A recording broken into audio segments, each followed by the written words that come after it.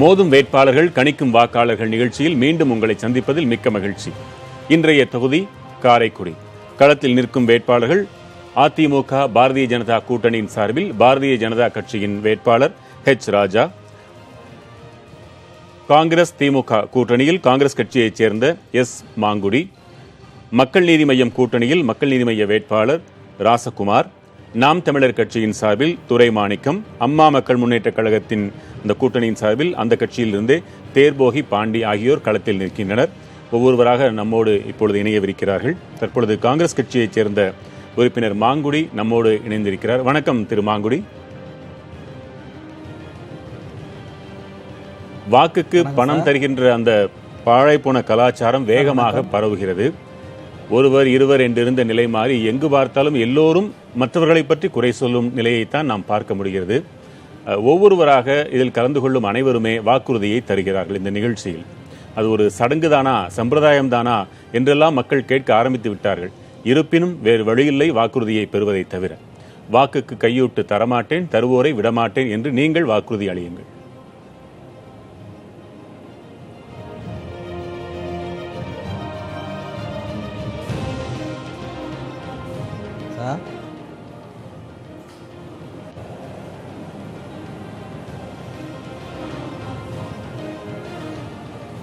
மாங்குடி, உங்ககிட்ட தான் கேட்டேன், நீங்க சொல்லலாம். கேட்கல மாங்குடி, நான் பேசுறது கேக்குதா? சார் வாக்குக்கு கையூட்டு தரமாட்டேன், தருவோரை விடவும் மாட்டேன் அப்படிங்கிற உறுதிமொழியை நீங்க முதல்ல தாங்க, அப்புறம் மற்ற விஷயங்களை பேசலாம். ஆமா, நிச்சயமாக வாக்குக்கு கையூட்டு தரமாட்டோம், அதை உறுதிமொழியை ஏற்றுக்கொள்கிறேன். சரி, ஒரு வரியில சொன்னாலும் அதனுடைய அழுத்தம் அதிகம். உங்க தொகுதியில பிரச்சனைகள் என்று எடுத்துக்கொண்டால் காரைக்குடியை மாநகராட்சி ஆக்க வேண்டும் ஒன்று, ஒரு சட்டக்கல்லூரி வேணும், பாதாள சாக்கடை திட்டம் ரொம்ப மெதுவாக நடைபெறுது, மிகப்பெரிய இன்னலை சந்தித்துக் கொண்டிருக்கிறோம், மக்களுடைய கோரிக்கை. தொழில் நிறுவனங்களை கொண்டு வர வேண்டும், அந்த சங்கரபதி கோட்டையை அதை சுற்றுலா தலமாக்க வேண்டும். ஒரு அரசு கலைக்கல்லூரி இருக்கிறது, ஆனால் அந்த கட்டிடங்கள் காலத்திற்கு ஏற்ப விரிவுபடுத்தப்படவில்லை, அதை செய்து தர வேண்டும். இவற்றையெல்லாம் ஒரு குறிப்பிடத்தகுந்த பிரச்சனைகளாக செய்தியாளர் கூறியிருக்கிறார். இது போக தொகுதியில் உங்கள் பார்வையில் வேற என்னென்ன முதன்மை பிரச்சனைகளை நீங்க கண்டறிஞ்சிருக்கீங்க?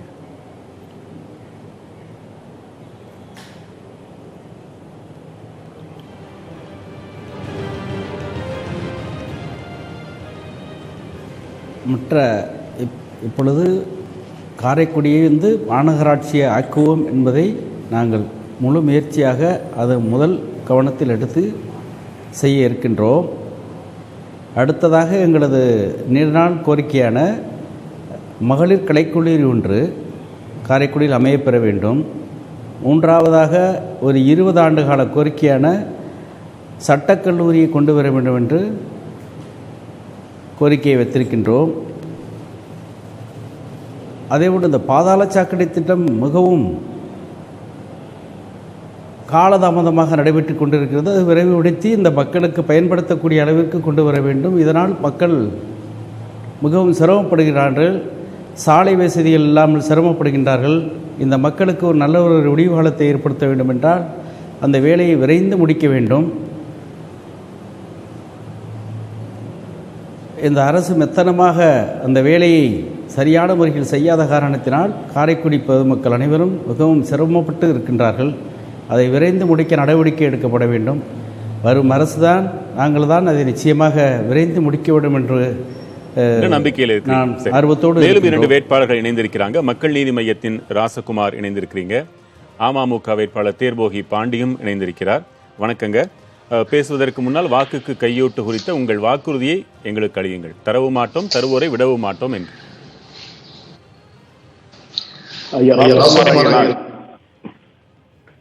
மக்கள் நீதி மையத்தின் வேட்பாளராக களமிறங்கி இருக்கிறேன். நிச்சயமாக வாக்குக்கு பணம் கொடுக்க மாட்டோம், என் வாக்கு விற்பனைக்கு அல்ல என்று பல தேர்தல்களில் பிரச்சாரமும் செய்திருக்கிறோம். சரி, தொகுதியின் பிரச்சனைகளாக மக்கள் 1000 சொல்றாங்க.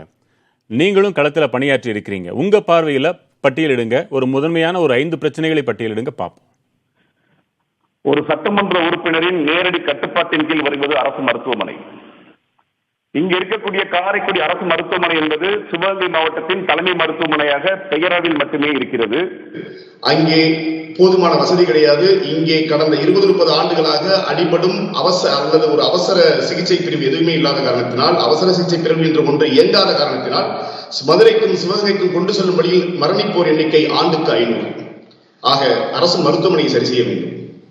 அடிப்படையான சந்தை இங்க பாத்தீங்கன்னா காரைக்குடி, தேவகோட்டை, புதுவையில் பகுதிகளில் வாரச் சந்தைகள் இருக்கின்றன, தினசரி சந்தைகள் இருக்கின்றன.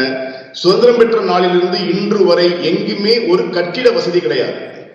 அது ஒரு சந்தை தவிர இதர நாட்களில் அது ஒரு மது போதகர்களின் இருப்பிடமாகவும் ஒரு கழிப்பிடமாகவும் மாறி மழை காலங்களில் அது ஒரு பெரிய சுகாதார கட்டணை ஏற்படுத்துகிறது. இரண்டாவது, மக்களின் அடிப்படை தேவையான சந்தை.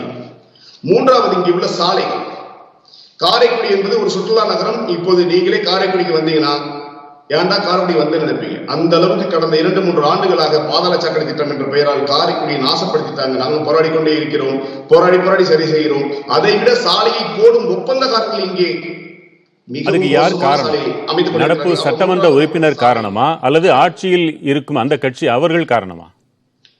நிச்சயமாக இவர்கள் மட்டுமல்ல, கடந்த மாறி இங்கே ஆட்சி செய்யக்கூடிய காங்கிரஸ் கூட்டணியாக இருக்கட்டும், அதிமுக இருக்கட்டும், இங்கே மாறி ஆட்சி செய்தவர்களால் காரைக்குடி சட்டமன்ற தொகுதி சீர்குலைந்து கிடக்கிறது என்பது பகிரங்க உண்மை. அது எந்த மாற்று கருத்தும் கிடையாது. அடுத்து பள்ளிக்கூடம். ஒரு அரசு பள்ளி என்பது ஒரு சட்டமன்ற உறுப்பினரின் கட்டுப்பாட்டில் வருவது. இங்கே ஓட்டு பள்ளிக்கூடம் மட்டும் இந்த தொகுதியில் நூற்றுக்கணக்கான ஓட்டு பள்ளிகள், எனது தந்தை படித்த பள்ளி, எனது தாத்தன் படித்த பள்ளி உட்பட இன்றும் உடைந்து விழும் நிலையில் பல ஓட்டு பள்ளிகள் இந்த தொகுதியில் இருக்கிறது. ஒரு சட்டமன்ற உறுப்பினருடைய ஒரு ஆண்டு நிதி இன்றைய காலத்தில் 250 லட்சம் ரூபாய். அப்படி என்றால் ஒரு மாதத்திற்கு 23 லட்சம் என்றால் ஒரு மாதம் வருகின்ற தொகையை வைத்து இவர்கள் ஒரு மாதத்திற்கு ஒரு ஓட்டு பள்ளியை மாற்றியிருந்தால் கூட 5 வருடத்திற்கு 60 பள்ளிகளை மாற்றியிருக்கலாம். ஆனால் இங்கே அது போன்று எதுவுமே நடக்கவில்லை என்பதுதான் மிகவும் ஒரு வேதனையான ஒரு கருத்து. ஆக ஒரு அடிப்படை கல்வியிலிருந்து மக்களை காப்பாற்றுவது, நல்ல சாலையை கொடுப்பது, நல்ல சந்தையை கொடுப்பது, அப்படி அடிப்படை பிரச்சனை நிறைய இருக்கு சார். ஒன்று கிடையாது, அடிக்கிட்டே போனோம். தொடர்ந்து பேசலாம். நாம் தமிழர் கட்சியின் துரை மாணிக்கம் இணைந்ததில் மகிழ்ச்சி. வாக்குக்கு கையூட்டு அளிக்க மாட்டேன் என்ற உங்கள் வாக்குறுதியை தாருங்கள். வணக்கம் நாங்க வாக்குக்கு எந்த சூழ்நிலையுமே கையூட்டு கொடுக்க மாட்டோம். ஏனென்றால் வாக்கை விலை வாங்கி வாங்கக்கூடியவன் அடுத்து வியாபாரம் செய்வதற்கு தயாராக இருக்க, மக்களுக்கு சேவை செய்ய தயாராக இருக்க மாட்டான். அதனால நாம் தமிழர் கட்சி எந்த காலத்திலுமே ஓட்டுக்கு பணம் கொடுக்காது. இப்ப மற்றவர்கள் தந்தால் அது உங்களுக்கு மிகப்பெரிய சவால் ஆகும். இத்தனை கட்சிகள் என்பதெல்லாம் தாண்டி ஒற்றை சவாலாக இந்த பணமே இருந்துவிட வாய்ப்புண்டு. அந்த அளவிற்கு மக்கள் அப்பாவிகளாக இருக்காங்க. எப்படி சமாளிப்பீங்க? மக்கள் அப்பாவிகளாக இருக்கும் பொழுது, ஆனால் இந்த காரைக்குடி நகரத்துல என்னுடைய உறவுகளே 1 லட்சம் பேருக்கு மேல இருக்கிறாங்க. காரணம் என்னன்னா, இங்க கல்விக்காகத்தான் இந்த கிராமப்புறங்கள்ல இருந்து குடியேறி வந்தாங்க. ஒரு மனிதன் தான் பிறந்த இடத்துல வாழ முடியாம மிகப்பெரிய குறைபாட்டுல தான் இந்த தமிழ்நாடு இருக்கிறது, இந்த நகரமும் இருக்கிறது. இங்க படிச்சுட்டு 12வது 10, 12 படிச்ச பிறகு வேற நகரத்துக்கு தான் படிக்க போறாங்க. படிச்ச பிறகு அதுல இருந்து போன பிள்ளைகள் திருப்பி வர்றது, வீட்டுக்கு வர்றது என்னைக்கோ ஒரு நாளைக்கு தான். படித்த பிறகு திருப்பி வெளிநாட்டுக்கு வேலைக்குன்னு போயிடுறது. பிறந்த இடத்துல வாழ தகுதியற்ற நாடா இருக்குது. ஒரு மனிதன் பிறந்த இடத்துல முதல்ல வாழ தகுதி உள்ள நகரமாக இருக்கணும். தொடர்ந்து பேசலாங்க. கேட்கவே வேதனையாக இருக்கிறது. தமிழகம் எங்கும், ஏன் உலகெங்கும் அறிந்த கல்வி கொடை வள்ளல்கள் பிறந்த இடமாக, பூர்வீக இடமாக காரைக்குடி அறியப்படுகிறது. ஆனால் அங்கு நிலைமை இப்படியான்னு வேதனையாக இருக்குது. தேர்போகி பாண்டி, உங்களுடைய வாக்குறுதி, உங்க பார்வையில தொகுதியின் முதன்மை பிரச்சனைகள் சொல்லுங்க. வணக்கம். காரைக்குடி சட்டமன்ற வாக்காளருக்கு என் அன்பான வணக்கம். நான் எந்த காலகட்டத்திலும் ஓட்டுக்கு பணம் கொடுக்கவும் மாட்டோம். கொடுக்க முயற்சி செய்வர்களை தடுக்கவும் முயற்சி செய்வோம். தொகுதியின் முக்கிய பிரச்சனைகள்னா ஒரு 4-5 பட்டியலிடுங்களேன். பல்வேறு பிரச்சனைகளை கடந்த 3 வேட்பாளர்களுமே சொன்னாங்க. நான் விவசாயத்தை பூர்வீகமாக கொண்ட தேர்போகி கிராமத்தில் பிறந்தவன். எங்கள் பகுதி விவசாயம்தான் அதிகமான பிரதான தொழில். அந்த விவசாயத்திற்கு கடந்த 10 வருடங்களுக்கு முன்னதாயிட்டு பருவமழை சரியான நேரங்களில் செய்து ஒரு 10 நாள் 20 நாள் இப்படி மழை லேட்டால் கூட விவசாயிக்கு மிகப்பெரிய நஷ்டம் வருகிறது. எங்கள் பகுதியில் பார்த்தால் கண்மாய் அதிகமாக இருக்கும். கண்மாய் என்று சொன்னால் ஒரு கண்மாய் 300 ஏக்கர் என்றால் அதில் விவசாயம் செய்வது ஒரு 50 ஏக்கர் தான் இருக்கும். அவ்வளவு பெரிய ஒரு கட்டமைப்பு நம் பகுதிகளுக்கு முன்னோர்கள் ஏற்படுத்தி கொடுத்தது. அதற்கு ஒரு கண்மாய்க்கு ஒரு ஆழ்குலை கிணறு போர்வெல் அமைத்து இலவச மின்சாரம் பெற்றுத் தருவதுதான் எங்கள் பகுதிக்குள்ள விவசாயிகளை நாங்கள் காப்பாற்ற முடியும். இரண்டாவதாக நெல் கொள்முதல் கிடங்குகள் அங்கே அமைப்பது குறைவாக இருக்கின்றது. ஒரு தொகுதிக்கே 1-2 இடங்கள் தான் இருக்கிறது. ஒவ்வொரு ஒன்றியத்திற்கும் குறைந்தது 2-3 இடங்களில் அமைக்க முயற்சி செய்வேன். இது விவசாயிகளுக்குள்ள பிரச்சனை. தேவகோட்டை நகரத்தை எடுத்தால் அரசு பள்ளி, மேல்நிலை பள்ளி கிடையாது. தேவகோட்டை நகரம் என்பது மிகப்பெரிய பழமை வாய்ந்த நகரம். அந்த பகுதிக்கு மேல்நிலை பள்ளி கிடையாது. இப்ப எல்லாமே அரசு பள்ளிகளில் பயிர்ப்பவர்கள் தான் உள்ஒதுக்கீடு வந்துவிட்டது. பல வேலைகளிலும் சலுகை வந்துவிட்டது. ஆனால் அந்த நகராட்சியில் மேல்நிலை பள்ளி கிடையாது. கிராமத்தை நோக்கித்தான் செல்ல வேண்டியிருக்கிறது. ஆகவே அங்கே மேல்நிலை பள்ளி கொண்டு வருவதற்கு முயற்சி செய்வேன். அதே போல் தேவகோட்டைக்கு அரசு கல்லூரி கிடையாது. அரசு கலை கல்லூரி கொண்டு வர முயற்சி செய்வேன். அதே போல எங்க தொகுதிக்குட்பட்ட சாக்கோட்டை பகுதிகளிலே காய்கறிகள் அதிகமாக விளைகின்ற பகுதி. நாங்கள்லாம் திருப்பிள்ளைகள் இருக்கும் பொழுது காய்கறி அவ்வளவு விளைச்சல் அதிகமாக இருக்கும். ஆனால் அது வெளியே கொண்டு விற்பதற்கோ ஒழுங்குமுறை விற்பனை கூடமும் இல்லை. அதை சேமித்து வைப்பதற்கு இவற்றையெல்லாம் சில உதாரணங்களாக நான் எடுத்துக்கிறேன். மகிழ்ச்சி. ஒரு சிறிய இடைவேளைக்கு பிறகு நம் செய்தியாளர் அங்கே உதாரணத்திற்காக மிகச்சில வாக்காளர்களை மட்டும் அங்கே ஒருங்கிணைத்திருக்கிறார். பெருந்தொற்று காலம் என்பதால் நிறைய பேருக்கு அனுமதி தர இயலவில்லை, பொறுத்தருள வேண்டும். செய்தியாளர் நாசர் அங்கே வாக்காளர்களை இணைத்திருக்கிறார். நன்றி நாசர். ஒரு 4 பேரிடம் அடுத்தடுத்து கேள்விகளை கேட்டுவிடலாம்.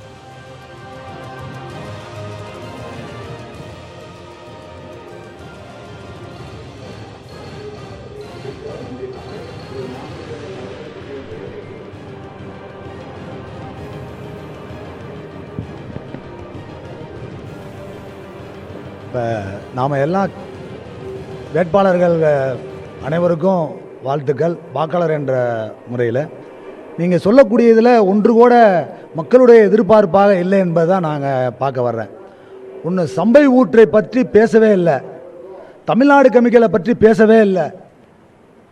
செட்டிநாட்டில் புகழ்பெற்றது உணவுப் பொருள், முறுக்கு, தேன்குளம், அதிரசம், இப்படிப்பட்ட பொருள்களை ஒரு சந்தைமாக ஒருங்கிணைந்து ஒரு மார்க்கெட்டை ஏற்படுத்துவோம் என்ற சொல்லுக்கு வரல.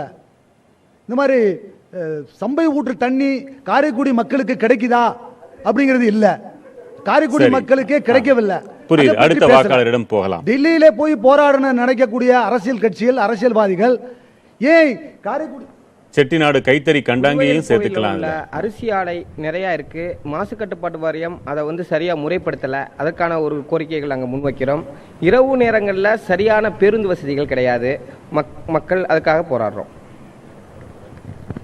காரைக்குடி சட்டமன்ற தேர்தலில் போட்டியிடுற அனைத்து வேட்பாளர்களுக்கும் நன்றி. நீங்கள் வெற்றி பெற நாங்கள் வாழ்த்துக்களையும் தெரிவிக்கிறோம். அதே நேரத்தில் என்னென்னு பார்த்தீங்கன்னா, காரைக்குடிக்கு எம்எல்ஏ ஆகிறதுக்கப்புறம் நடைபெறுகிற திட்டங்களை யாருமே ஆய்வு செய்கிறதில்ல. மாதந்தோறும் நீங்கள் ஆய்வு செய்தீர்கள் என்றால் பணிகள் சுணக்கத்துக்கான வேலைப்பாடுகளே சீக்கிரமே முடிச்சிருவாங்க. நீங்கள் வெற்றி பெற்றாலும் தொடர்ந்து மக்கள் பணியை ஆற்றணும். அது எங்களுடைய கோரிக்கையாகவே இருக்கிறது. ஜெயிச்சோம் அதோடு நாங்கள் போயிடுவோம் அப்படிங்கிற சூழலை ஏற்படுத்தக்கூடாது. இங்கே போட்டியிடக்கூடிய வேட்பாளர்கள் அனைவருமே காரைக்குடி மக்களுக்கு நன்கு அறிமுகமான வேட்பாளர்கள் தான். இதுக்கு முன்னாடி சிதம்பரம்னு ஒரு எம்எல்ஏ இருந்தாங்க. காரைக்குடி தொகுதிக்கு மிகப்பெரிய அளவில் பல பணிகள் செஞ்சாங்க. அதுக்கு பிறகு பல்வேறு கட்சியிலிருந்து பல எம்எல்ஏக்கள் வந்தாங்க. ஆனால் ஒரு எம்எல்ஏ கூட காரைக்குடிக்கு அவங்க பேர் சொல்கிற அளவுக்கு எந்த ஒரு நல்ல விஷயங்களும் செய்யலை. வரக்கூடிய ஒரு வேட்பாளர் எம்எல்ஏ இந்த இந்த கோரிக்கையை செய்யணும். காரைக்குடிக்கு அதாவது எம்ஜிஆர் காலத்திலே சட்டக்கல்லூரி, மருத்துவக் கல்லூரி, சிஏஏ என்னும் கொடிய சட்டத்தை எதிர்ப்பது பற்றி எந்த வேட்பாளரும் பேசவில்லை என்பது எனது வருத்தமான செய்தியாகும். நல்லது. ஒரு 5 பேரிடம் கேள்வியில் கேட்டிருக்கோம். சட்டமன்ற உறுப்பினராக வாழ்த்துக்கள் தெரிவிக்கிறேன். காரைக்குடியில் இப்போ பகல் நேரத்தில் பல்லவன் எக்ஸ்பிரஸ் இருக்குது. இரவு நேரத்தில் காரைக்குடிலேருந்து புறப்படுற மாதிரி ஒரு ட்ரெயின் கண்டிப்பாக வேணும் மக்களுக்கு. நல்லது. ஒவ்வொன்றுக்கா பதில்களை பெறலாம். அவர் சொன்ன அந்த சிதம்பரம் 1971லையும் 80லையும் அங்கே சட்டமன்ற உறுப்பினராக இருந்திருக்கிறார். திமுகவை சார்ந்தவர் என்று கருதுகிறேன். சரி, அன்பான மக்கள், இந்த ஊரில் தான் வாக்காளர்களை வெற்றி பெற வாழ்த்துகிறோம்னு 2-3 பேர் சொல்லி தொடங்கியிருக்கீங்க. ரொம்ப மகிழ்ச்சி. ஆனால் அதே நேரம் உள்ள பொடி வச்சு பேசுறதுலையும் காரைக்குடிக்காரங்களை மிஞ்ச முடியாதோன்னு தோணுது. நீங்கள் வெற்றி பெற்றாலும் செயலாற்ற வேண்டும்னு ஒருத்தர் சொன்னார். ரொம்ப மகிழ்ச்சி. அதுலேருந்தே புரிஞ்சுக்கிட்டோம். நம்ம ஒவ்வொன்றா சொல்லுங்கள். சம்பை ஊற்று ரொம்ப முக்கியம்ன்றாங்களே, அப்புறம் என்ன தமிழ்நாடு கெமிக்கல்ஸ், அப்புறம் உணவு, இவற்றிலெல்லாம் உங்கள் கவனம் செல்லவில்லையா? அல்லது நான் ஒரு 4-5 மட்டும் சொல்லுங்கன்னு சொன்னதுனால அதை சொன்னீங்களா காங்கிரஸ் வேட்பாளர்?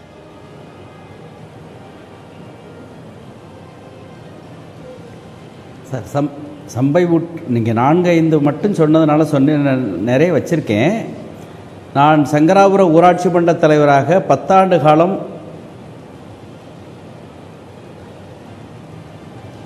பணியாற்றியுள்ளேன். எனது அந்த சம்பை ஊற்று பகுதியும் தமிழ்நாடு கெமிக்கலும் வந்து எனது ஊராட்சி பகுதியில் தான் இருக்கின்றது.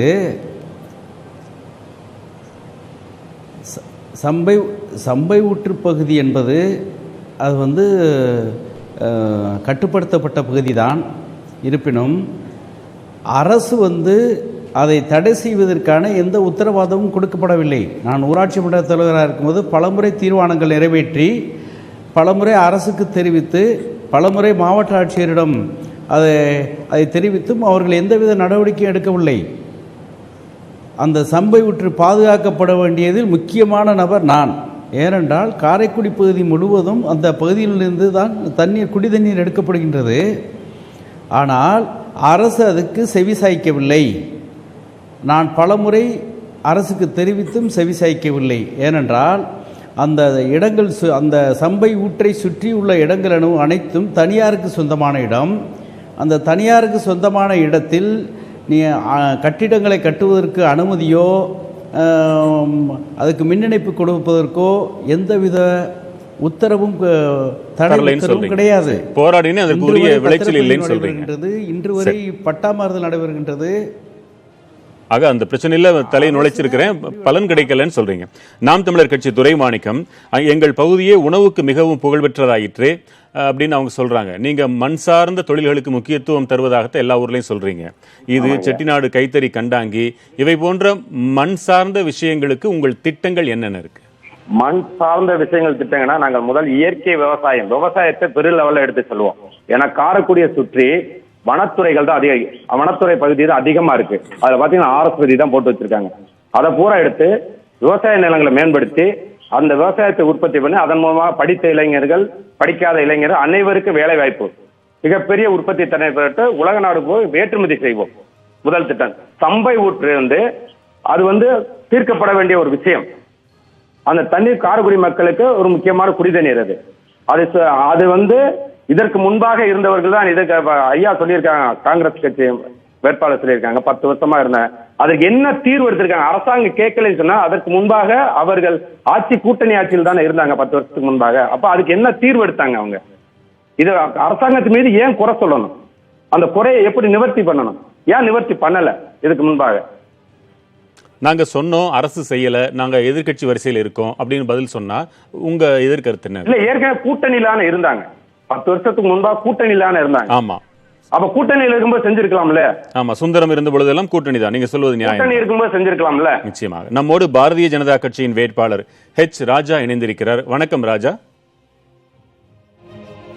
எல்லோரிடமும் நாங்கள் பொதுவாக முதலில் வாங்கும் வாக்குறுதி, நான் வாக்குக்கு கையூட்டு தரமாட்டேன், தருவோரை விடவும் மாட்டேன் என்பது. அதை முதல்ல நீங்களும் சொன்னா நல்லா.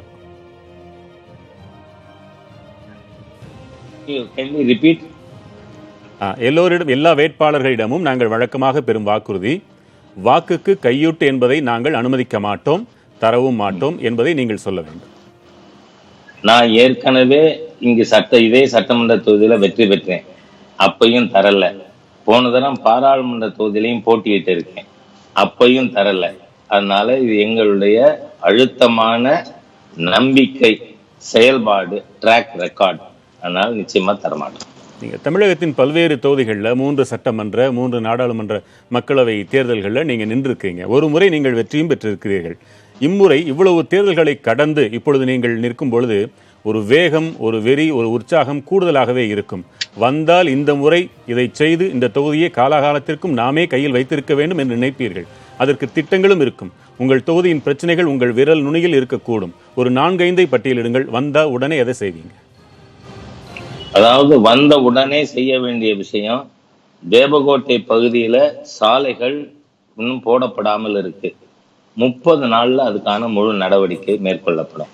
2வது, இங்க சிவகங்கை மாவட்டம் முழுவதும், காரைக்குடி சட்டமன்ற தொகுதி மட்டும் இல்லை, சிவகங்கை மாவட்டம் முழுவதும் குடி தண்ணீர் பிரச்சனை இருக்கு. சென்ற முறை நாடாளுமன்ற தேர்தலில் நான் போட்டியிடும் பொழுது தொகுதிக்கான தேர்தல் அறிக்கை, அதுல காவிரி குண்டாறு இணைப்பு நீர் திட்டம் அது கொண்டு வரப்படும்னு சொன்னேன். இப்பொழுது சென்ற மாதம் மாண்பு முதல்வர் அவர்கள் அதற்காக விராலிமலையில அடிக்கல் நாட்டியிருக்கார். இப்போ தேவகோட்டை, கண்ணங்குடி இது வழியாக சர்வே நடந்து கொண்டிருக்கிறது. அதனால இந்த திட்டத்தை முழுமையாக மத்திய அரசாங்கத்தின் உதவியோடு கூட நிறைவேற்றி கொடுப்போம்.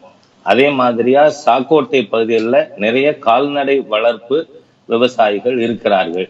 ஆனால் இப்ப இருக்கிற கால்நடை மருத்துவமனைக்கு மருத்துவர் கூட 3 நாளைக்கு ஒரு முறை வர்றதுங்கிறது வராம இருக்கு. ஆகவே அங்க கால்நடை மருத்துவமனை கொண்டு வரப்படும். அதே போல காரைக்குடியில நீண்ட நாள் டிமாண்டு லா காலேஜ் வேணுங்கிறது. ஏன்னா மற்றதெல்லாம் இந்த மாவட்டத்துல இருக்கு, லா காலேஜ் இல்லை. அதனால அது கொண்டு வரப்படும். நீங்க 4 கேட்டது சொல்லியிருக்கேன். அதுக்கு பிறகு நான் என்னோட ட்ராக் ரெக்கார்டு என்னென்ன பண்ணியிருக்கோங்கிறதும் பேசலாம்.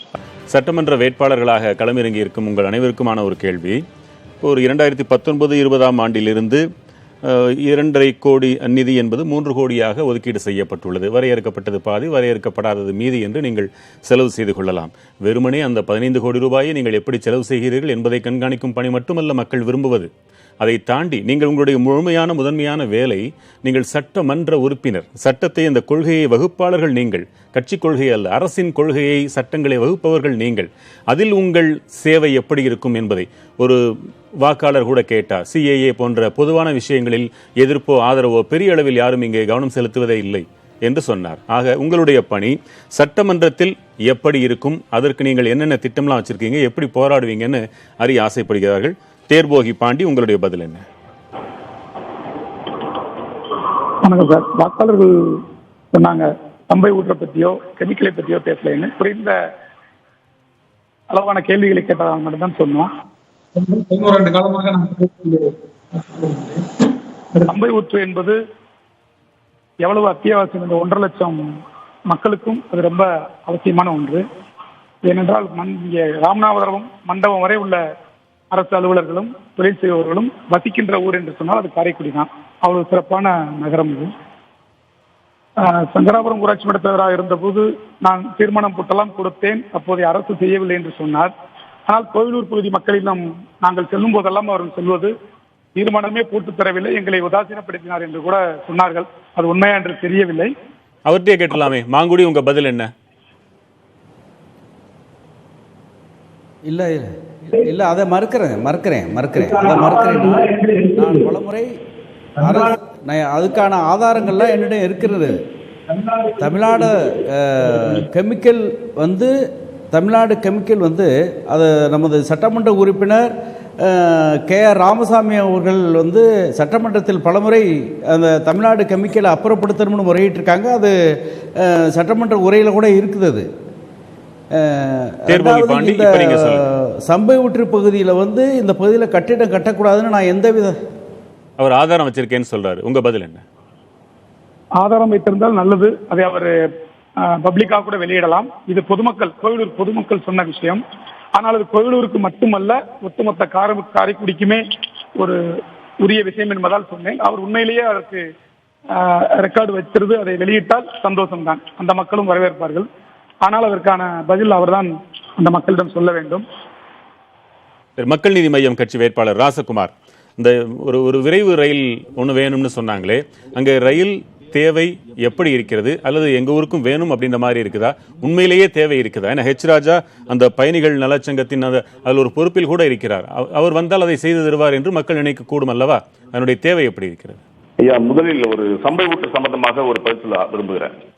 சம்பை ஊற்று என்பது தமிழ்நாடு கெமிக்கல் இருந்து வெளியாகக்கூடிய நச்சு கழிவு நீர் அங்கிருந்து வெளியாகி அந்த தேனாறு வழியாக சம்பை ஊற்று இருக்கும் இடத்தில் தேங்கி இந்த சம்பை ஊற்று தண்ணீரையும் நச்சாக மாற்றியது. இந்த சம்பை ஊற்று காரைக்குடி சுற்றுவட்டார மக்களின் அதுதான் நீர் ஆதாரம். அதையும் தாண்டி காரைக்குடியில் இருந்து தொண்டி வரை இருக்கக்கூடிய நூற்றுக்கணக்கான கண்மாய்களில் நச்சு கழிவு கலந்தது. இதே அண்ணன் மாங்குடி அவர்கள் பஞ்சாயத்து தலைவராக இருக்கின்ற காலத்தில் தான் இந்த தவறு நடந்தது. நாங்கள் அங்கே இருக்கக்கூடிய போராட்ட குழுக்களுடன் சென்று அதை கண்டித்து நாங்கள் அந்த கழிவுநீர் வெளியாவதை அடைத்து தொடர் போராட்டங்கள் மூலமாக மட்டுமே, மக்கள் எழுச்சி மூலமாக மட்டுமே பல்வேறு மாற்றங்களை அந்த கெமிக்கல் நிறுவனத்தில் செஞ்சோம். ஐயா அவர்களிடம் நான் எனது தனிப்பட்ட முறையில் அந்த நிறுவனத்திற்கு எதிராக சென்னை பசுமை தீர்ப்பாயத்தில் வழக்கு தொடுத்தேன். அந்த வழக்கின் சாராம்சத்தில் ஒரு நீதிபதி கேட்டது, சங்கராபுரம் பஞ்சாயத்தின் கீழ் வருவதால் அங்கிருந்து ஒரு தீர்மானம் நிறைவேற்றி கொடுத்தால் நன்றாக இருக்கும் என்று சொன்னதன் பேரில் என்னுடைய வழக்கில் அங்கிருந்து அந்த கோவிலூர் பஞ்சாயத்து தலைவரும் இணைந்து கொண்டார், இதர ஆம் ஆத்மி நண்பர்களும் இணைந்து கொண்டார்கள். நாங்கள் எல்லோரும் சேர்ந்து அண்ணனிடம் கேட்ட பொழுது அண்ணன் மறுத்து விட்டார். இதே நம் அண்ணன் தான் அந்த பேஸ் 2 என்கின்ற அந்த கெமிக்கல் நிறுவனத்துடைய எக்ஸ்டென்ஷனுக்கும் அனுமதி கொடுத்தது அண்ணன் தான் என்று நினைக்கிறேன். அடுத்து இரண்டாவது ரயில் பற்றி கேட்டீங்க. விரைவில் காரைக்குடியிலிருந்து மதுரைக்கு இன்று வரை ஒரு நல்ல சாலையில் விபத்து நிறைந்த ஒரு சாலையில் பயணிக்கிறார்கள். இங்குள்ள மக்களின் ஒரு மிகப்பெரிய கோரிக்கையாக காரைக்குடியிலிருந்து மதுரைக்கு ஒரு ரயில் வேண்டும் என்று கேட்கிறோம். அடுத்து ஐயா அவர்கள் ராஜா அவர்கள் இங்கே இருக்கிறார்கள். ஐயா அவர்கள் இங்கே ரயில்வே துறையில் ஒரு துறையின் ஒரு பிரிவின் தலைவராகவும் இருந்தார். ஐயா அவர்கள் தலைமையிலும் சரி, எங்களை போன்றவர்கள் தலைமையிலும் சரி, நேமத்தான்பட்டியில் காலங்காலமாக ஒரு ரயில் நிறுத்தம் இருந்த நேமத்தான்பட்டியில் ரயில் நிறுத்தம் கேட்டு ஐயாவிடம் உதவி கேட்டு கூட ஐயா அவர்கள் அதை செய்யவில்லை. இங்கே நாங்கள் எல்லாவற்றிற்கும் நாங்கள் தொடர்ந்து போராடி கொண்டுதான் ஒவ்வொரு போராடியே நாங்கள் ஒவ்வொரு விடயத்தையும் செய்து கொள்ள வேண்டியிருக்கிறது. அதை நான் இங்கே சொல்ல ஆசைப்படுறேன் உங்களுக்கு. இதற்கான பதிலை ராஜா சொல்லுங்க. அதாவது நான் ரயில்வே துறையில செய்திருக்கின்ற பணிகள், நான் சட்டமன்ற உறுப்பினராக இருக்கும் பொழுது முதல்ல திருச்சி டு தாம்பரம் ரயில் பூராத்தையும் போக்குவரத்து நிறுத்தி போடாம இருந்தது. வாஜ்பாய் அவர்கள் ஆட்சிக்கு வந்த உடனே திருச்சி தாம்பரம் உடனடியாக கம்ப்ளீட் ஆச்சு. ஆனா மதுரையிலிருந்து வர்றது மானாமதுரை வழியாக ராமேஸ்வரம் போறதுக்கு அகல ரயில் பாதை இருக்கு. இந்த திருச்சி மானாமதுரை லூப்ல மாட்டிட்டு உடனே ராத்திரி 12 மணி இருக்கும். இங்கு திரு முத்து பழனியப்பன் அவர்கள் சேம்பர் ஆஃப் காமர்ஸ் பிரசிடென்ட் இரவு 12 மணிக்கு கதவை தட்டி இந்த மாதிரி மாண்புமிகு ரயில் துறை அமைச்சர் தனுஷ்கோடிக்கு வர்றாரு, காலையில 6 மணி வரை இருப்பாராம், நீங்க இப்ப உடனே கிளம்பி போகணும். காரணம், நான் ஒரு பெரிய காங்கிரஸ் தலைவர்கிட்ட கேட்டேன், நீங்க வாங்க அப்படின்னு. நீங்க தான் ராஜாக்கு ஓட்டு போட்டீங்களே, அவரையே கூட்டுக்கிட்டு போய்க்கலான்னு சொன்னாருன்னு எங்கிட்ட வந்தார். நான் நடந்த சம்பவத்தை சொல்றேன். உடனடியாக போய் அந்த இடத்திலேயே பத்திரிகையாளர் கூட்டத்துல உடனடியாக திருச்சி மானாமதுரை அகல ரயில் பாதையானது துவங்கப்படும்னு அறிவிச்சார். உடனே நடந்தது. அதற்கு அடுத்ததா நீங்க காரைக்குடியில புது ஸ்டேஷன் போட்டாங்க. ஆனா 3rd and 4th பிளாட்ஃபார்ம்ல பேசஞ்சர்ஸுக்கு நிழல் கூரை கிடையாது. அதே மாதிரியா ஃபுட் ஓவர் பிரிட்ஜ் இல்லை. நான் பேசஞ்சர் அம்யூனிட்டிஸ் கமிட்டி சேர்மனா இருக்கச்ச 80 லட்சம் ரூபாய் அதுக்காக நிதி உதவி செய்யப்பட்டு இப்போ இது நிழல் கூரை வேலை நடந்துட்டு இருக்கு. அதோட ஃபுட் ஓவர் பிரிட்ஜும் நடக்கும். அது மாத்திரம் இல்லை, சமீபத்துல மத்திய அமைச்சர் ரயில்வே துறை அமைச்சரோட பேசி காரைக்குடியிலிருந்து மக்களுக்கு அதிகமான தேவையாக இருப்பது திருப்பத்தூர் வழியாக மதுரைக்கு ரயில் போக்குவரத்து. இப்ப அதுக்காக சர்வேயும் நடந்து முடிஞ்சிருக்கு. ஆகவே இந்த ரயில் துறையை பொறுத்த வரைக்கும் இப்ப நீங்க ஒரு சில ஸ்டேஷன் நிறுத்தி இருக்கு, அங்க நிறுத்தம் இப்ப இல்லை அப்படிங்கறதெல்லாம் ஜெனரல் ஒரு ரூல். பேசஞ்சருடைய எத்தனை பேர் ஏறுறாங்க இறங்குறாங்கிறத வச்சுதான் டிசைடு பண்றாங்க. ஆனா விசேஷமாக ஏற்கனவே இருந்து கொண்டிருந்தது. அதனால இதை நாம் இங்க ரயில் நிறுத்தம் கொண்டு வரணும்னு அங்க இருக்கின்ற மக்கள் எங்கிட்ட மனு கொடுத்த உடனே அது ரயில்வே துறைக்கு அனுப்பியும் வச்சிருக்கேன்னா அதை நம்ம ஃபாலோ பண்ணணும். சரி, இதையும் உதாரணங்களா எடுத்துக்கலாம். இனி மற்றவர்களிடம் நான் கேட்கிறேன், களத்தில் உங்களுக்கான போட்டி நிலவரம் அது குறித்து நான் கேட்க போறேன். உதாரணமாக இப்போ மக்கள் நீதி மையம் வேட்பாளர் ராசகுமார் உங்கள்கிட்ட கேட்கிறேன். அந்த இருவர் மட்டுமே இருமுனை போட்டியாக மட்டுமே இந்த முறை தமிழகத்தில் நாங்கள் நினைக்கவில்லை. நான் கேட்பதும் ஒரு சார்பாக இருக்கிறது என்று நீங்களும் கருதிவிட வேண்டாம். அங்கு காரைக்குடியில் ஏற்கனவே ராஜா சட்டமன்ற உறுப்பினராக இருந்தவர். பாரதிய ஜனதாவிற்கு காலூன்ற அங்கே வேறு இருக்கிறது. இன்னொரு புறம் பெரியாரின் நண்பரான NR சாமி போன்றவர்கள் வழிவந்தவர்கள் இன்றும் அங்கே வலுவாக இருக்கிறார்கள். அது திராவிட முன்னேற்றக் கழகம், காங்கிரஸ் கூட்டணி என்று இருதரப்பும் இருக்கிறது. நீங்கள் தனியாக நிற்பது மட்டுமல்ல, இப்பொழுதுதான் முழுமையான சட்டமன்ற தேர்தலை சந்திக்கிறீர்கள். ஆக உங்களை எல்லாம் நாங்கள் வாக்கு பிரிப்பாளர்களாக மட்டும் பார்க்க விரும்பவில்லை. உங்களுக்கு அங்கே வலிமை எவ்வளவு இருக்கிறது என்ற தெளிவு இருக்கிறதா? உங்கள் பலம் என்னன்னு நீங்க நினைக்கிறீங்க? ஐயா, நான் தமிழக மக்கள் மன்றம் என்கின்ற ஒரு அமைப்பினை இந்த காரைக்குடியில் கடந்த 20 ஆண்டுகளாக நடத்தி வருகிறேன். எனக்கு பின்னால் ஒரு ஆயிரக்கணக்கான இளைஞர்கள் தங்களுடைய சொந்த பணத்தில் நான் உட்பட செலவு செய்து கிட்டத்தட்ட இங்கு இலவச ஆம்புலன்ஸ், இலவச ஃப்ரீசர் பாக்ஸ், பல்வேறு போராட்டங்கள், 100க்கும் மேற்பட்ட ஆதரவற்றோர் இறுதிச்சடங்கு. நாங்கள் இங்கிருந்து வேட்புமனு தாக்கல் பண்ண போனதே நாங்கள் ஆதரவற்றோர் இறுதிச்சடங்கு பண்ணக்கூடிய ஒரு இடுகாட்டில் தான் புறப்பட்டு போனோம். அது மாதிரியாக தொடர்ந்து நிறைய ஆயிரக்கணக்கான குழந்தைகளை நாங்கள் தத்தெடுத்து படிக்க வச்சுட்டு இருக்கிறோம். சித்த மருத்துவத்துக்கு நாங்கள் படிக்க வச்சுட்டு இருக்கிறோம். கல்லூரி மாணவிகள் படிக்க வச்சுட்டு இருக்கிறோம். அதாவது இந்த ஆதரவற்றோர் குழந்தைகள் மருத்துவ செலவு பல லட்சங்கள் பண்ணிட்டு, அதாவது என்ன கேட்டீங்கன்னா, என்னை போன்ற ஒரு நடுத்தர குடும்பத்து இளைஞர்கள், ஏழையாக இருந்து மீண்டு வந்த இளைஞர்கள் ஒன்று சேர்த்து 20 ஆண்டுகளாக இந்த பகுதிக்கு நூற்றுக்கணக்கான போராட்டங்களையும் செய்திருக்கிறோம். ஆயிரக்கணக்கான மனிதநேயப்பணிகளையும் செய்திருக்கிறோம். வார்டு வாரியான குழுக்கள் அமைத்து கடந்த 5-6 ஆண்டுகளாக அந்த பகுதியில் திருவிளக்கேரியெல்லாம் எங்ககிட்ட தான் வருவாங்க. அந்த பகுதியில் குப்பை இல்லைனா இப்ப கடந்த மாதம் இங்கே புகழ்பெற்ற மகரூண்டு பொட்டல் என்று ஒன்று இருக்கிறது. அந்த மகரூண்டு பொட்டலை குப்பை கிடங்காக மாற்றி விட்டார்கள். அந்த மகரூண்டு பொட்டல் தான் காந்தியடிகள் முதல் எல்லா பெரிய பெரிய தலைவர் வந்து பேசினாலும் அந்த குப்பை கிடங்கை கூட நாங்கள் குப்பைகளை அள்ளி கொண்டு வந்து நகராட்சியில் கொட்டி போராட்டம் செய்து தான் சுத்தம் செய்தார்கள்.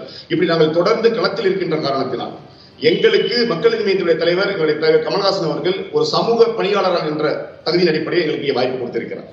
அதன் அடிப்படையில் நாங்கள் இங்கே நிற்பதால் ஏற்கனவே நாங்கள் இங்க இருக்கக்கூடிய இந்த வேட்பாளர்களில் யார் எங்களோடு களத்தில் என்று போராடியவர்கள் என்று கேட்டால் யாரும் கிடையாது. இங்கே தொடர்ந்து நாங்கள் தனி மாவட்டம் கேட்டு போராடுகிறோம். ஒவ்வொரு நீங்கள் பேசக்கூடிய அனைத்து பிரச்சனைகளுக்கும் நாங்கள் போராடி வழக்குகளை பெற்றிருக்கிறோம். உங்கள் சொந்த சேவையை பலமாக கருதுறீங்க. மகிழ்ச்சி. நாம் தமிழர் துரைமாணிக்கம், நாங்கள் ஏன் மற்றவர்களுக்கு வாக்களிக்காமல் உங்களுக்கு வாக்களிக்க வேண்டும்? நீங்கள் 1000 பேசலாம், ஆனால் நாங்கள் கண்ணார கண்டது பெரிய பெரிய கட்சிகளைச் சேர்ந்தவர்களை சட்டமன்ற உறுப்பினர்களாகி 5 ஆண்டுகள் 10 ஆண்டுகள் என்று இருந்தும் காரைக்குடி இன்றைக்கும் இந்த நிலைமையில் தான் இருக்கிறது என்றால் நீங்கள் இன்னும் ஒரு முறை கூட சட்டமன்ற உறுப்பினராக ஆகியிருக்கவில்லை. உங்கள் கட்சியில் நீங்கள் வந்தால் என்ன செய்வீர்கள் என்பதை வந்தால் மட்டுமே தான் பார்க்க முடியும். அதையே நீங்கள் பதிலாக சொல்லியும் தப்பித்து விடவும் கூடாது. ஒரு ஆட்சி காலம் போதாது, 10 ஆண்டு காலம் வேண்டும் என்று நாளை நீங்களும் சொல்லக்கூடும்.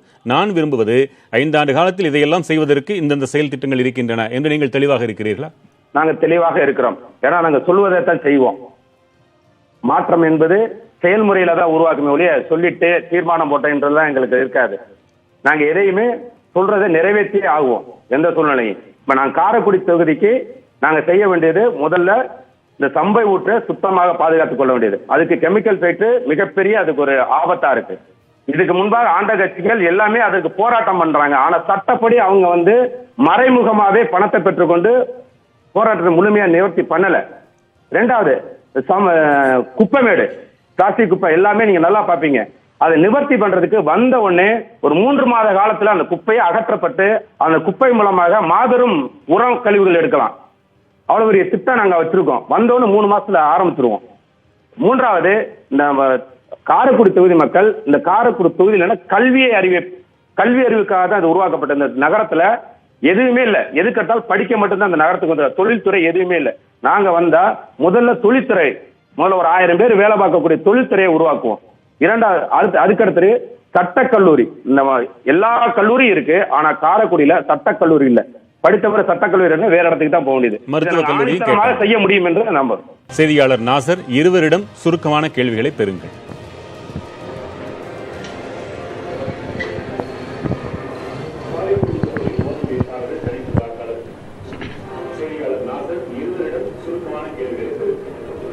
அதாவது வேட்பாளர்கள்லாம் அறிவித்தாங்க, இந்த திட்டம் செய்வோம், அந்த திட்டம் செய்வோம்னு சொல்கிறாங்க. அதை வெற்றி அடைஞ்ச பிறகு செஞ்சுட்டாங்கன்னா ரொம்ப சந்தோஷம்.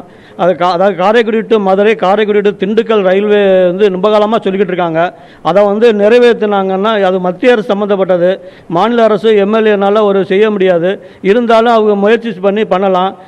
மற்றபடி பாதாள சாக்கடை நீண்ட காலமாக இங்கே பிரச்சனையாக இருக்குது. அதை நிவர்த்தி பண்ணணும்னு கேட்டுக்கொள்கிறேன். முதல் 2 கேள்விகளே தெளிவாக இருந்தன. அடுத்தவர். இந்த சட்டமன்ற தொகுதியில் போட்டியிடக்கூடிய அனைத்து வேட்பாளருக்கும் முதலில் வாழ்த்துக்கள். காரைக்குடியில் கல்வி நகரம் சொல்லிட்டு கல்வி சம்பந்தமாக பேசிகிட்டு இருக்க வேட்பாளர்கள்ட்ட நாங்கள் வைக்கக்கூடிய ஒரு கோரிக்கை என்னென்னா, படித்து முடித்த இளைஞர்களுக்கு நீங்கள் என்ன வாய்ப்பு தர போகிறீங்க அப்படிங்கிற ஒரு கோரிக்கை தான். ஏன்னா இங்கே படித்து முடித்து வேலை இல்லாமல் அலையக்கூடிய இளைஞர்கள் அதிகம் உள்ள போது கிட்டத்தட்ட 84,000 இளைஞர்கள் இருக்கக்கூடிய இந்த காரைக்குடி சட்டமன்ற தொகுதியில் இதற்குன்னு தனியாக ஒரு அரசு பொதுத் தேர்வுக்கு பயிற்சி மையம், இலவச பயிற்சி மையம் இங்கே கிடையாது. அது சம்பந்தப்பட்ட கோரிக்கைகள் எந்த வேட்பாளருமே அறிவிக்கலைங்கிறது எங்களுடைய வருத்தமாக பதிலை பெறலாம். தேர்போகி பாண்டி, உங்ககிட்ட அதுக்கான திட்டம் இருந்ததா? தெளிவா சொல்றார். 84,000 இளைஞர்கள் ஒரு போட்டித் தேர்வுக்குரிய பயிற்சி நிலையம் இல்லை அப்படின்னு ரொம்ப தெளிவா சொல்றாரு தேர்போகி பாண்டி. பதில் என்ன? கண்டிப்பாக ஒரு வாக்காளர் என்ற நண்பர் சொன்ன கேள்வி நியாயமான கேள்விதான். நாங்களும் கிராமத்திலே பிறந்து படித்து முடித்துவிட்டு வெளியூருக்கும் வெளிநாட்டுக்கும் சென்றுதான் வேலை செய்தோம். அது எங்கள் பகுதியில் இருக்கக்கூடிய எல்லோரிடமும் பெரிய தாக்கம் தான். அவர் கூறிய அந்த ஐஏஎஸ் பயிற்சி பள்ளி கண்டிப்பாக அரசு சார்பில் கொண்டு வர நான் முயற்சி எடுப்பேன். ஏற்கனவே உங்களுக்கு வெற்றி வாய்ப்பு எப்படி இருக்கிறது என்று கேட்டீர்கள். நாங்கள் பிரிக்கின்ற இடத்தில் இல்லை, ஜெயிக்கின்ற இடத்தில் இருக்கோம் என்பதற்கு உதாரணம், என் மனைவி கண்ணங்குடி ஒன்றியத்தில் ஒன்றிய பெருந்தலைவராக இருந்திருக்கின்றார்கள் 2011-16. அந்த 5 ஆண்டுகளில் எங்களுடைய பணி அந்த கிராமங்கள் எல்லாம் சாலை வசதி இல்லாத கிராமங்கள், தண்ணீர் வசதி இல்லாத கிராமங்கள் எல்லாம் முழு தேவை பெற்றதனால்தான் தமிழ்நாட்டிலே 2 ஒன்றிய பெருந்தலைவர்களை வெற்றி பெற்றோம். அதில் ஒன்று கண்ணங்குடி. அங்கே அன்பாகவும் நேர்மையாகவும் நல்ல திட்டங்களை கொண்டு வந்ததால் அந்த ஒன்றியத்தை எங்களால் கைப்பற்ற முடிந்தது. அமமுகவிலும் ஒரு குடும்ப அரசியல் சேவைக்கு உதாரணமாக நீங்க திகழ்றீங்க. தவறொன்றும் இல்லை. சேவை என்று வந்துவிட்டால் குடும்பத்தில் அத்தனை பேரும் இறங்கினாலும் அதை நாங்கள் தியாகமாக போற்ற கடமைப்பட்டுள்ளோம். தொடர்ந்து நற்பணிகள் தொடரட்டும். இப்போ மக்கள் பார்வையில் அமமுக, அதிமுக இந்த பிரச்சனை, பிரிவு, இவங்க சேர்ந்துப்பாங்க, நாளைக்கு என்ன வேணாலும் நடக்கலாம் அப்படின்ற பார்வையிலே உங்களை பார்க்கிறார்களா? அல்லது தேர்போகி பாண்டி நல்லா செய்வார், இப்போ மக்கள் நீதி மய்யம் வேட்பாளர் ராசகுமார் சொன்னாரே நான் இதை செய்தேன் என்று, கமலஹாசனே இல்லை என்றாலும் கூட அங்கே ராசகுமார் நிற்க வாய்ப்பு இருக்கிறது என்பதாக அவருடைய சேவைகளை அவர் சொல்றார், நாம் தமிழர் சொல்றார். அதே மாதிரி அமமுகவில் தேர்போகி பாண்டிக்கு என்று என்ன சேவை பின்னணி இருக்கிறது? கண்டிப்பாக சார், அப்படி ஒரு பின்னணி இல்லை என்று சொன்னால் தமிழகத்திலே 2 ஒன்றிய பெருந்தலைவர்கள் ஒரு ஒன்றிய பெருந்தலைவர் நான் பெற்றிருக்க முடியாது. அதுவே பதில் எடுத்துக்கிறேன். எல்லோரிடமும் அன்போடு பழகி நல்ல திட்டங்களை கொண்டு வந்ததால் தான் என்னை தேர்ந்தெடுத்தார்கள். அந்த திட்டம் இந்த காரைக்குடி தொகுதிக்குள்ளே இந்த கண்ணங்குடி வருவதால் கண்ணங்குடியில் நான் செய்த சாதனைகளும் நான் செய்த பணிகளும் காரைக்குடி முழுவதும் பரவி இருக்கிறது.